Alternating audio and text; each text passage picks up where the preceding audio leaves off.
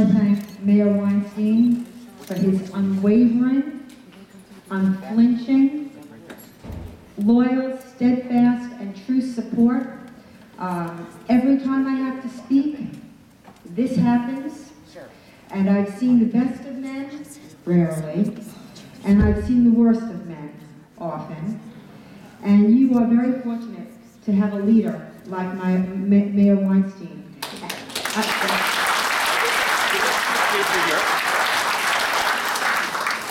And Yossi Winter.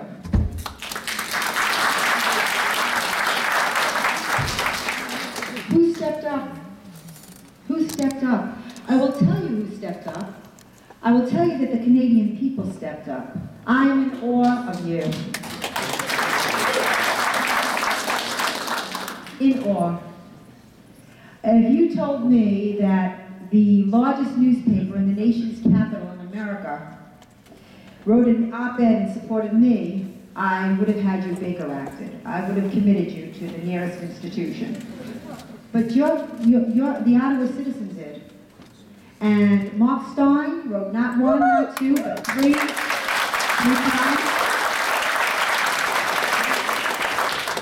Ezra, need I say more?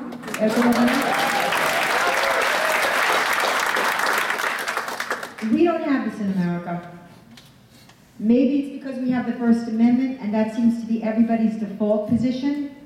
But what good is a piece of paper if you're not going to enforce it? We are at war. We are at war in the information battle space, in the war of ideas. And the war is raging.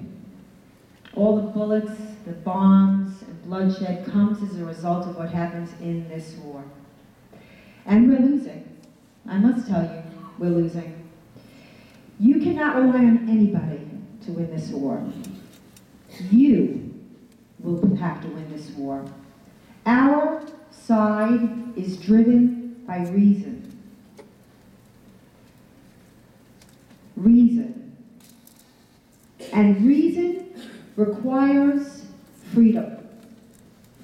Reason requires the freedom to think. Any intellectual movement requires freedom. And without freedom of speech, all is lost. And what we saw happen in Canada was small-time power lusters imposing their arbitrary standards vis-a-vis the police. I have to say, even for me, that was new.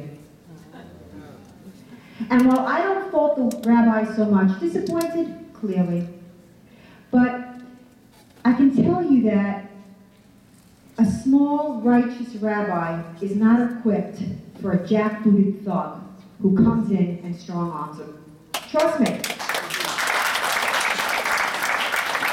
And believe me, the Chabad understands. The Chabad is the touchstone in the jihadist world. For some reason, because they're so devout, because they're so happy, because they're so Jewish, everything they hate. If you read the transcripts of the text between the jihadis in Mumbai and Central, which was connected to ISI in Pakistan, you know that the slaughter of the Jews was the primary goal.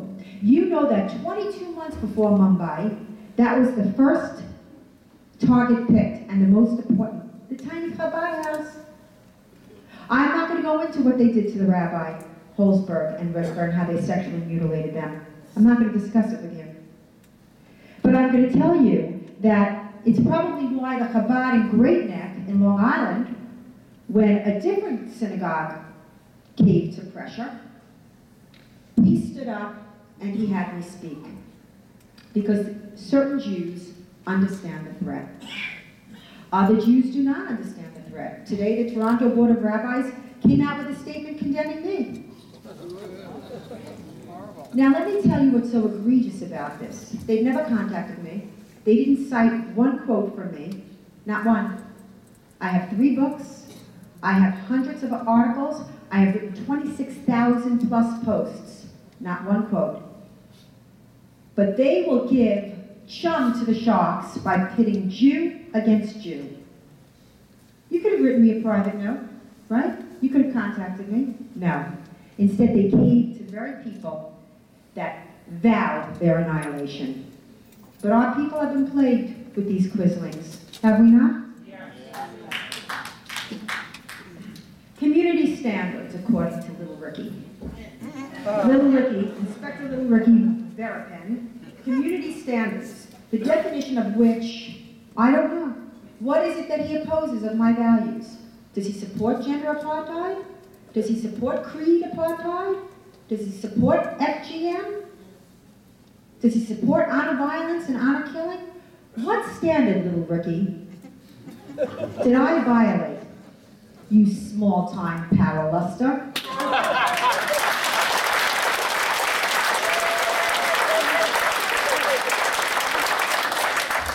And could you see this thug going into the office of the rabbi? I mean, the rabbi must have had visions of the early pogroms. Isn't that how they started? Right? The police come to the town, beat up on the little rabbi. That's where you're going. And I'm enormously impressed with how you stood up, that this room is completely filled. I understand there's another room somewhere that's completely filled. You are righteous. You are righteous, you are brave, and you are right.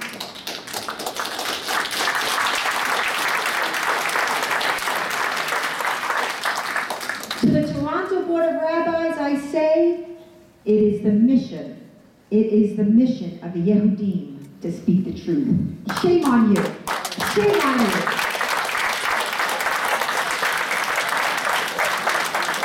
They are guilty of Lashon Hara, of the evil gossip that is a lie. I'd like to discuss a number of things with you. Primarily, I think that, first of all, I want you to understand that this pursuit of this fantasist policy that we are seeing in the West, and I do not put your Prime Minister Harper in there. He's a unique and singular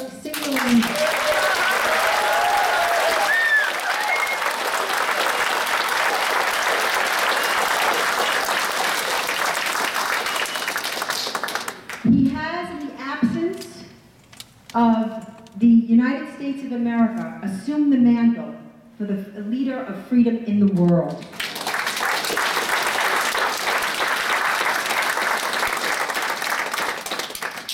President Obama is pursuing an anti-freedom policy, an anti-freedom, pro-jihadist policy. I'm not trying to be controversial, but truth is the new hate speech. And just telling the truth is a revolutionary act. We have seen him abandon the people of Iran, the only freedom revolution in June, July, and August of 2009. And why was it the only freedom revolution? Because they've been living under the Buddhist Sharia since 1979. He abandoned them. They were holding signs, Obama, you're either with us or against us, a play on the Bush doctrine. He did nothing. He ignored it. And then what happens? Our ally of 30 years, the first Muslim country to make a peace with Israel and keep the peace with Israel.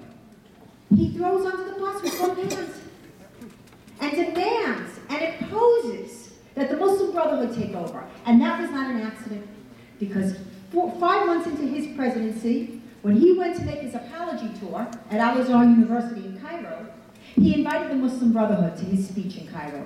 Now understand something, the Muslim Brotherhood had been banned in Egypt, banned. Mubarak was beside himself.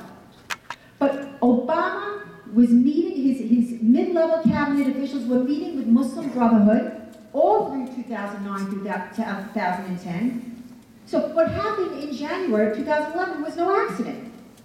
What happened in Libya was no accident. Now I'm not going to be a cheerleader for Gaddafi, but believe it or not, there's worse. And what was America doing in Libya anyway? We don't get our oil from there. The French do. Let the French fight. Where were we putting ourselves there? And what did we get? We got a Sharia government. And what else did you get? You got a falling. You know, it's the reverb. Mali became a terrorist state. Tunisia fell. Morocco fell. You think this is all happening in a vacuum and this is static? This is catastrophic. Whole swaths of the Middle East and Africa are falling to Islamic supremacist regimes. And they're telling me to shut up. As if you shut me up, they're not going to kill you.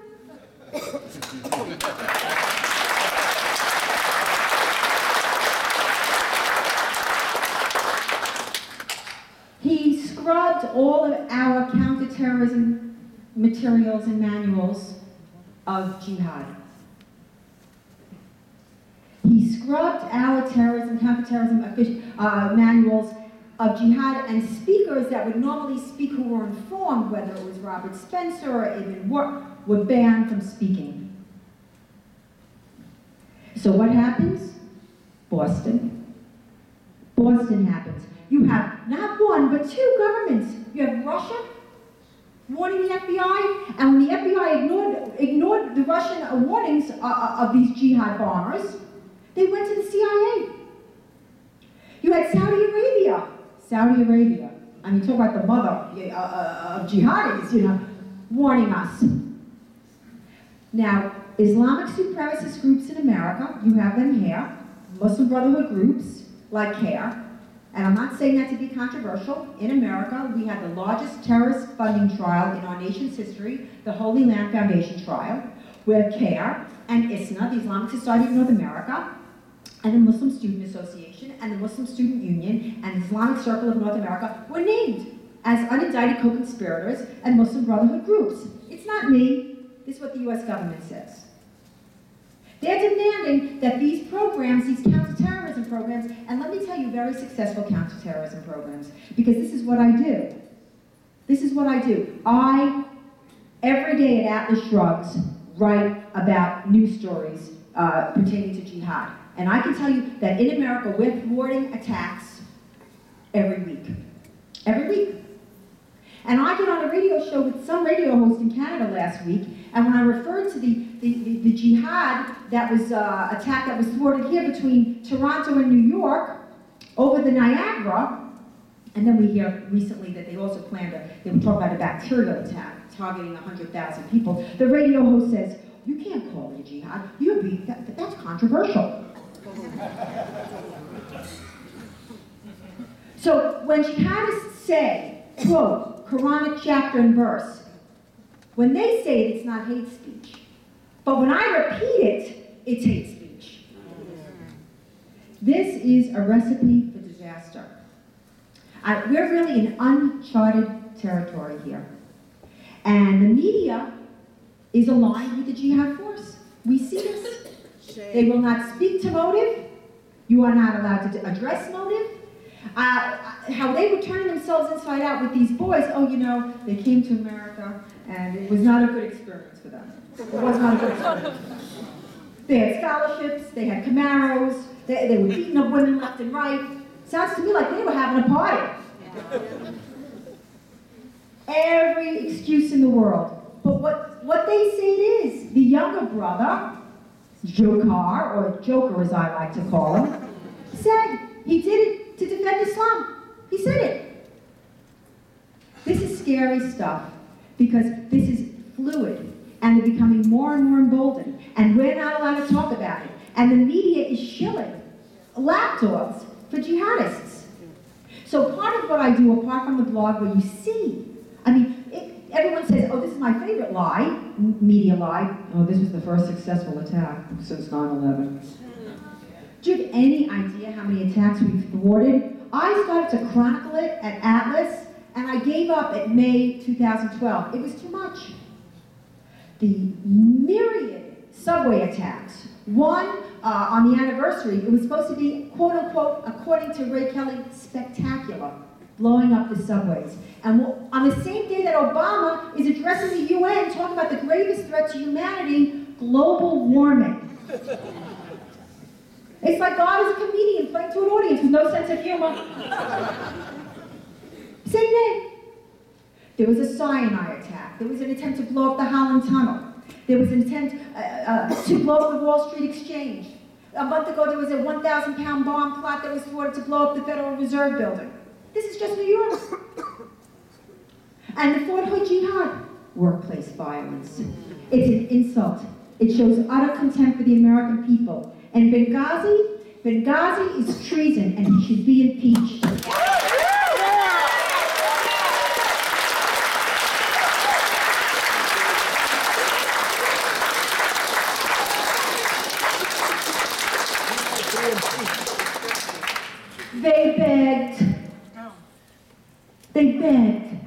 They begged before for reinforcements, and they begged during the attack.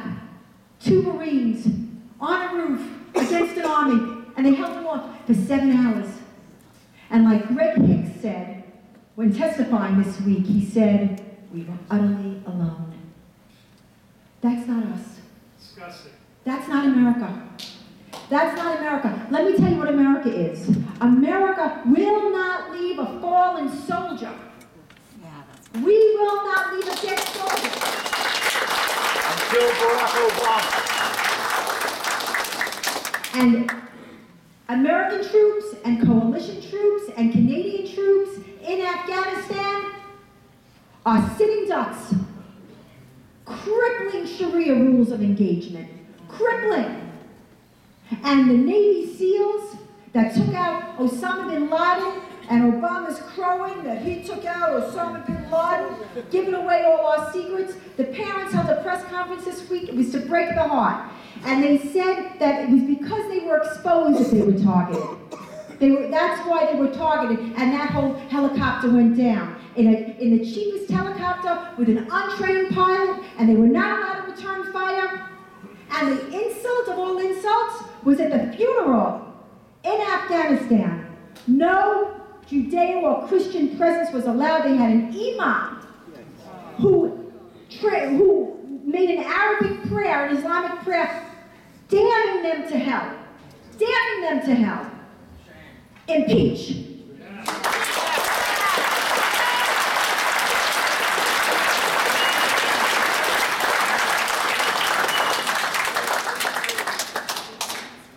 So there's a war raging in the information battle space. The enemy demonizes, marginalizes, and destroys the few voices of freedom that will speak. We have some of them in the audience here. I must tell you that Kathy Shadle and Arnie Lear, Mary Capper, national treasures.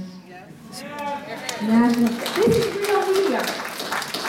This is the real media. Scaramouche, there's a number of bloggers. If I don't name you, I know the link love is very important, but forgive me. You have the real media here. They are the real media. They are doing, and it's thankless, and you certainly ain't making no money. But it's a love of freedom. It's a calling. Because once you know, if you don't do anything, you're guilty. You're guilty. And so, the problem with the blogosphere is that you're limited to a particular audience. And the people on the big right, they stay away from this subject matter. The big right-wing blogs stay away because it's toxic. Look at this. Look what they've done. They've ruined me. They've ruined my name, my reputation, my credibility. But I know I'm right. And I know I'm good, you know? So I work in the streets. You know, when we opposed the Ground Zero Mosque, you were there. We had, this is what I mean, it's you. We had 40,000 people in the street on 9/11. And we had no big advertising, we had no big media behind us, we had you. You will save you. You make the difference. So we rally, and then, in order to leapfrog over the media, I do ad campaigns. And understand that all of my ad campaigns are a response to a campaign. People say, oh, she's such a provocateur, you know. I literally saw hundreds of anti-Israel ads, hundreds, in every city in my country, okay, calling for end of USA to Israel, calling Israel an apartheid state, calling Israel this aggressive, you know, they were libelous actually, saying that they had stolen land, and the typical Islamic narrative. And so I took an ad campaign, I took 10 ads, okay, 10 little Indians. And the ad was, in any war between the civilized man and the savage, support the civilized man. Support Israel, defeat jihad.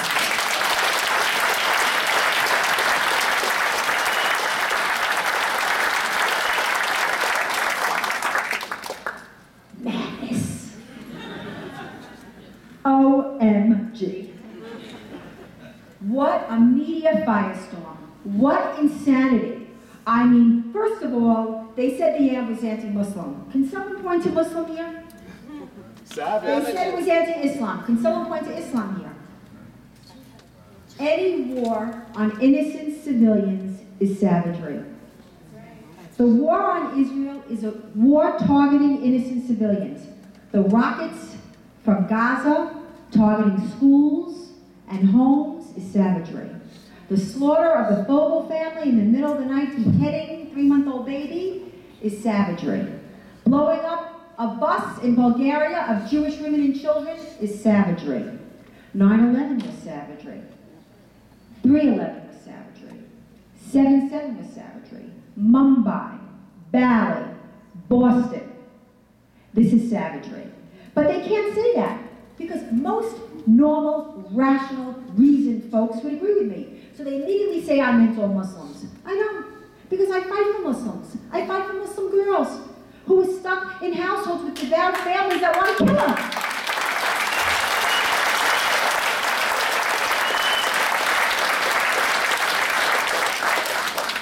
I will put my record up on saving Muslim girls to Cass' record of saving Muslim girls. Or ISNA's record of saving Muslim girls. I can tell you that when Rivka Barry, who was a little teenage girl in Ohio, who left Islam and hid it from her family, she'd hid it from her family for close to 4 years. But what happened? Hamas spied on her. The Noor Mosque spied on her and told her parents, and her father threatened to kill her, and she ran away. Well, this became such a firestorm in America, you don't know. Meanwhile, millions of girls run away in America. They're selling their bodies for drugs. Nobody cares. This little virgin ran away from Islam, and the whole country is on fire. And CARE made it their business to demonize and marginalize this little girl, calling her a radical Christian fundamentalist. What is that? Someone who loves Jesus? No, really, what